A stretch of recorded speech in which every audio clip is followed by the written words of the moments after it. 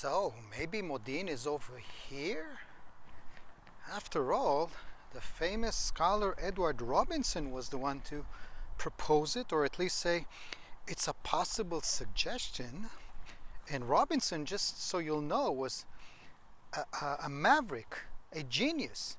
In the 19th century, he surveyed so many sites and proposed their biblical identity, and he proved to be right. Let's check it out. Hello everyone, and welcome to another vlog by Danny the Digger.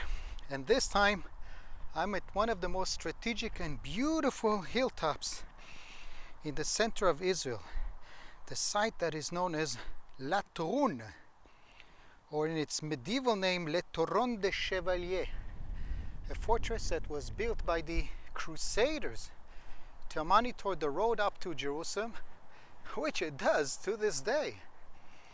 I don't know how well you can hear the noise of the endless traffic on Highway number 1, the main road connecting between Tel Aviv and Jerusalem. In ancient times, between Jaffa and Jerusalem. The road continues right here around the corner and climbs all the way up to Jerusalem on the hilltop, probably in the rain right now. And the history, or the medieval history of this site, is quite known. In fact, Richard the Lionheart spent a Christmas here, December 24th, 25th, 1191. A Christmas that may have caused him to lose Jerusalem. He lost the momentum by spending the night here. There was a heavy storm according to the sources, and the result was that Salah ad-Din gained enough power to protect Jerusalem, and by the time Richard the Lionheart regained his power and headed towards Jerusalem, he found it to be very well prepared for him, and eventually he gave it up. But in the time of the Crusaders, we know that the knights have fortified this hilltop. Some scholars say it belonged to the Hospitallers, others to the Templars, but it was known as a fortress by the name of Le Toron de Chevalier, the Fort of the Knights. To this day, one can see some pretty impressive remains of that medieval fort, including some underground passages over here. Let's check it out.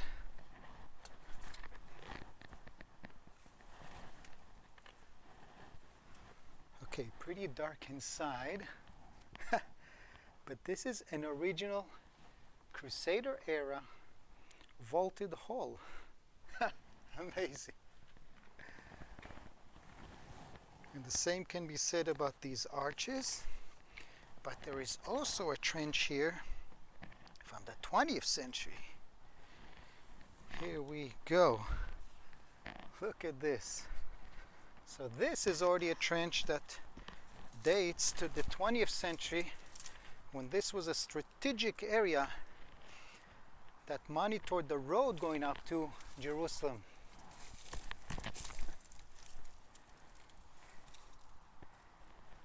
Okay, let's go to this edge if I can find the path.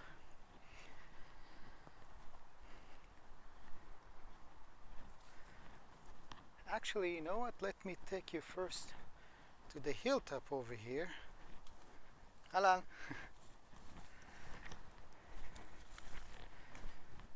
Guess I'm not the only one taking photos or maybe vlogging here.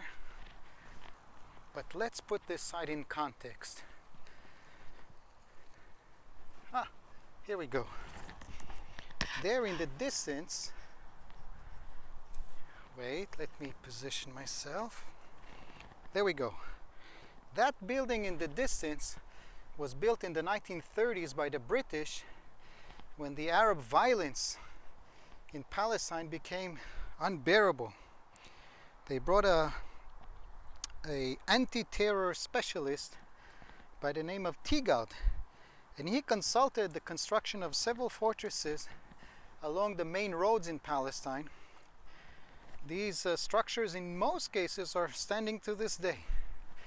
But on May 14th, 1948, the British cleared that building, and sadly the Israelis, well, the State of Israel was born just a day later, the Jewish forces, let's say, missed a golden opportunity to get a hold of that structure and protect the road to Jerusalem.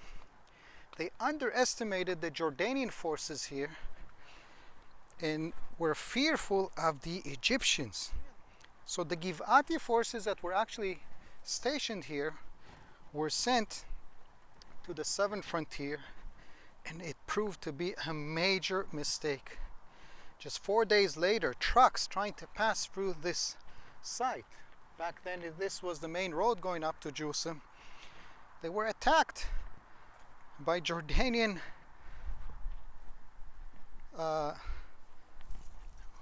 armor, by Jordanian forces. Here is more Jordanian trenches, and the road to Jerusalem was blocked.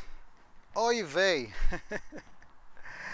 Ben Gurion gives the order, you must get a hold of Latrun. And 5 repeated attempts were made to conquer this hilltop together with the British fort, and they all failed. All of these attempts, the first, by the way, was led, one of the forces was led by a young redhead officer by the name of Ariel Scheinerman, later to be known as Ariel Sharon, famous general in the 1973 war, Ministry of Defense in the Lebanon war, and eventually the Prime Minister of Israel.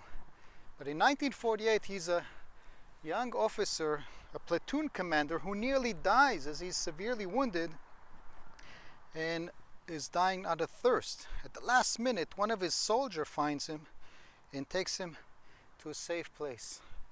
And this, oh my God, there's so much left around here from that time. I mean, both from the time of the Crusaders on the lower level right here,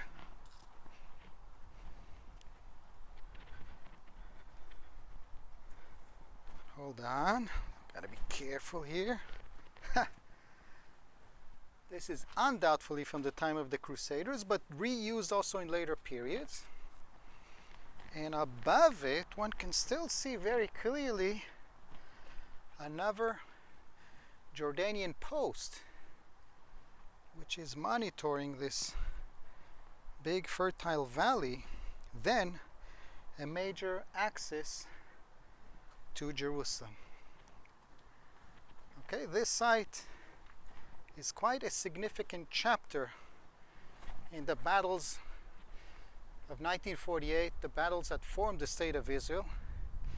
And when this road proved to be blocked, the Jews eventually found a bypass going beyond that ridge and connecting to Jerusalem, a road that will become known as the Burma Road. What a beautiful sunset today. But I'm here for a totally different reason. Let me try and place the gimbal so I can try to explain this.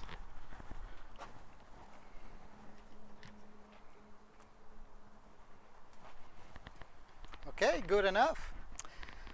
So, this site is obviously a medieval fortress. It was battled also in the 20th century. Now it seems like an abandoned place. As far as I know, to this day, it has not been really excavated. Surveys were conducted here by archaeologist Meir Bendov, and it's still waiting to be properly uncovered. But 13th century scholar Jacques de Vitry, a theologian, was the first to suggest that maybe Latrun is Modi'in. And in the 19th century, Edward Robinson repeats that possibility and says it's a possible suggestion. Today, no one follows that opinion anymore, as we have evidence of Modi'in in the vicinity of the modern city of Modi'in. But maybe they're all wrong. This site, if excavated and proved to include also remains from the Hellenistic period, this might prove that this is ancient Modin after all. We have to follow science, and so far science has not produced any finds from this site.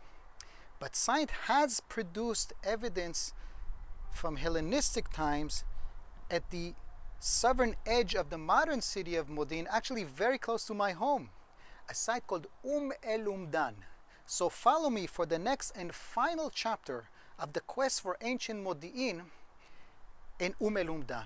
And of course, don't forget to follow, to subscribe, and not miss my next final chapter in this mini-series, and then the next vlogs. I still have to choose a topic, but you know it's gonna be a good one. Litraut.